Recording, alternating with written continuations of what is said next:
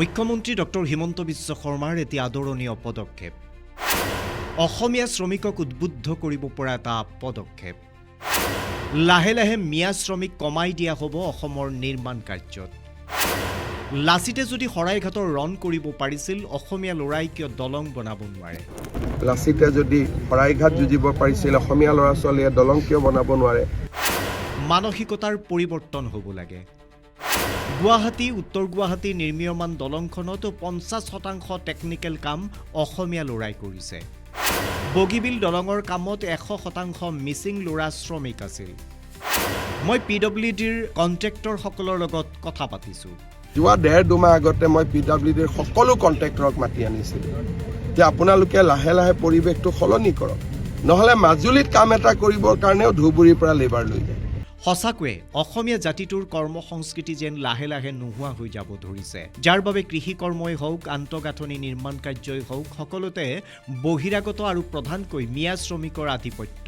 মাজুলীত ঘৰ এটি নিৰ্মাণ কৰিবলৈও ধুবুৰীৰ পৰা শ্ৰমিক যাব লাগে সকলোতে কেৱল মিয়া শ্ৰমিকৰ পয়োভৰ দলং বা পথ নিৰ্মাণ সকলোতে মিয়াৰ আগ্ৰাসন অসমৰ পথাৰ বজাৰ সকলো এতিয়া মিয়াৰ হাতত আৰু এনে এক সময়তে মুখ্যমন্ত্ৰীয়ে কৰিছে এক বিশেষ চিন্তা অসমীয়া শ্ৰমিকক অগ্ৰাধিকাৰ দিয়াৰ চিন্তা মিয়া শ্ৰমিকৰ পৰিৱৰ্তে অসমীয়া শ্ৰমিকক নিৰ্মাণ কাৰ্যত নিয়োগৰ চিন্তা কৰিছে মুখ্যমন্ত্ৰী ডক্টৰ হিমন্ত বিশ্ব শৰ্মাই অসমীয়াৰ মানসিকতাক সলনি কৰাৰ চিন্তা কৰিছে মুখ্যমন্ত্ৰীয়ে অসমীয়াৰ অৰ্থনীতি টনকিয়াল কৰাৰ চেষ্টা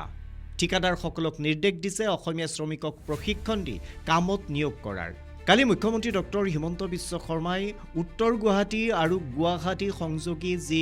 দলং সেই দলঙৰ নিৰ্মাণ কাৰ্যৰ বুজ ল'বলৈ গৈছিল আৰু তাৰ পিছতে মুখ্যমন্ত্ৰীয়ে কৰে এই বিশেষ মন্তব্য লাচিতে যদি শৰাইঘাট যুঁজিব পাৰিছিল অসমীয়া ল'ৰা ছোৱালীয়ে দলং কিয় বনাব নোৱাৰে মানসিকতা এটাৰ পৰিৱৰ্তন লাগে এই দলংখনত অন্ততঃ টেকনিক্যাল কাম গোটেই আমাৰ অসমীয়া ল'ৰা ছোৱালীয়ে কৰিছে আপোনালোকে যদি বগীবিলৰ দলংখন দেখে বগীবিলৰ দলংখনৰ 100% ৱৰ্কাৰ আমাৰ মিচিং ল'ৰা ছোৱালী আছে কিন্তু মাজত এটা পৰিৱেশ আহি গৈছিল যে অসমীয়া এই কথাবোৰ চিন্তা কৰা বাদ দি দিছিল এতিয়া লাহে লাহে আকৌ সেই পৰিৱেশটো আমি উভতাই আনিব খুজিছোঁ জাগিৰ ৰোডত যি ছেমি কণ্ডাক্টৰ উদ্যোগ হৈ আছে তাতে বহুত অসমীয়া লেবাৰে কাম কৰি আছে বহুত লেবাৰ উভতি আহিছে গতিকে মোৰ এটা লক্ষ্য আছিল যে ইনফ্ৰাষ্ট্ৰাকচাৰৰ লগে লগে জাতিটোৰ অৰ্থনৈতিক মেৰুদণ্ডও সুদৃঢ় কৰা সেইকাৰণে কেমেৰাৰ সন্মুখত নহয় কেমেৰাৰ পৰা দূৰত যোৱা 1.5 মাহ আগতে মই পিডব্লিউডিৰ সকলো কন্ট্ৰাক্টৰক মাতি আনিছিলো যে আপোনালোকে লাহে লাহে পৰিৱেশটো সলনি কৰক নহলে মাজুলীত কাম এটা কৰিবৰ কাৰণেও ধুবুৰীৰ পৰা লেবাৰ লৈ যায় মাজুলীৰ স্থানীয় ল'ৰাই সুযোগ পাব লাগে বুজাব লাগে ট্ৰেইনিং কৰিব লাগে এই দিশবিলাকতো আমি ডেফিনেটলি চকু দি আছো আৰু যিমানটো পাৰে বা পৰা যায় আমি ডেফিনেটলি কৰিব চেষ্টা কৰি আছো এই ব্ৰিজখন তাৰ এটা জ্বলন্ত উদাহৰণ